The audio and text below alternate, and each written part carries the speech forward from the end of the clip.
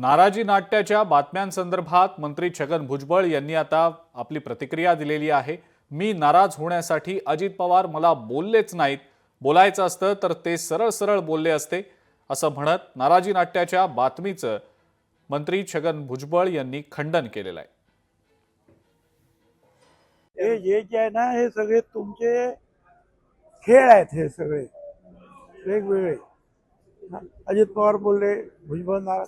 अजित पवार काय मला नाही बोलले, आणि मला काय बोलायचं असते तर सरळ सरळ बोलले असते। त्यांनी आम्हाला स्पष्ट सांगितलं आमच्या पार्टीमध्ये की जसं एका समाजाला काही आमदार काही मंत्री त्या समाजाचं प्रतिनिधित्व करून काय त्यांच्यासाठी काम करतात, मी सुद्धा या 35 वर्षापासून शिवसेना सोडलीच ह्या कारणामुळे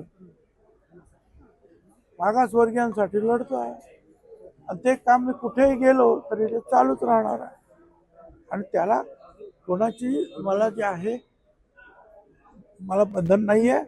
त्यांनी मला स्पष्ट सांगितलेलं तुम्ही तुमचं मत मांडू शकता। लोकशाही मराठी ऐका, पहा, जागरूक रहा।